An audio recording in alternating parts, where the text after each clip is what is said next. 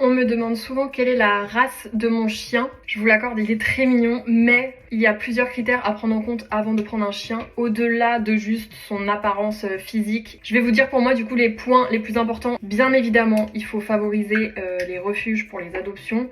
Cependant, il faut surtout choisir un chien que tu vas rendre heureux, et prendre un chien malheureux pour toi, le re-rendre malheureux chez toi, ça n'a pas d'utilité. Moi j'ai un berger américain miniature. J'ai choisi cette race sur différents critères.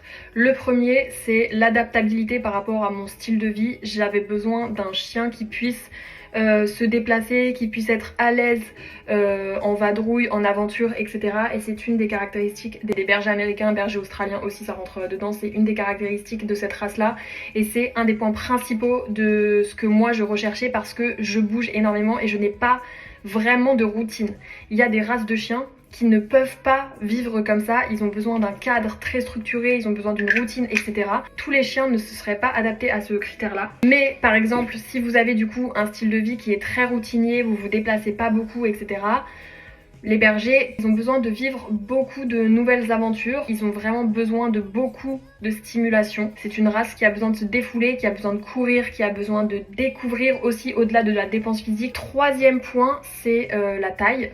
Puisque moi je vis en appartement, donc on va pas rentrer tout de suite dans le débat chien en appartement égale chien heureux, chien malheureux. Moi, vous connaissez mon avis, j'ai un appartement. Mais cependant, en appartement, effectivement, un Golden Retriever par exemple, c'est beaucoup plus grand, donc factuellement, quand ça se déplace, ça prend beaucoup plus d'espace et tout, donc il est encore plus à l'étroit qu'un chien de plus petit gabarit.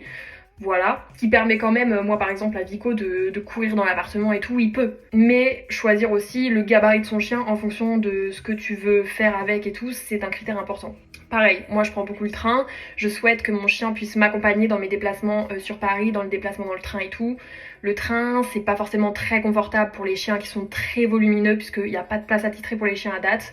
Donc pareil, je voulais un chien qui soit relativement facilement déplaçable. Ensuite, en termes de santé, il y a des chiens qui ont des caractéristiques physiques qui causent qu'ils ont potentiellement des problèmes de santé. C'est le cas des bulldogs, c'est le cas de toutes les races qui ont le nez aplati par exemple, qui du coup ont des cloisons nasales beaucoup plus petites, renfermées, etc. Ce qui fait qu'ils ont potentiellement beaucoup plus facilement des rhumes, des problèmes respiratoires, des problèmes de cardio. Donc même si c'est des races très jolies, très hype, très tout ce que tu veux, c'est à prendre en compte aussi quand tu adoptes le chien. Il faut que du coup potentiellement tu puisses assumer les frais de vétérinaire, les frais de santé potentiels, puisque ce sont des races qui sont plus à même d'avoir besoin de soins médicaux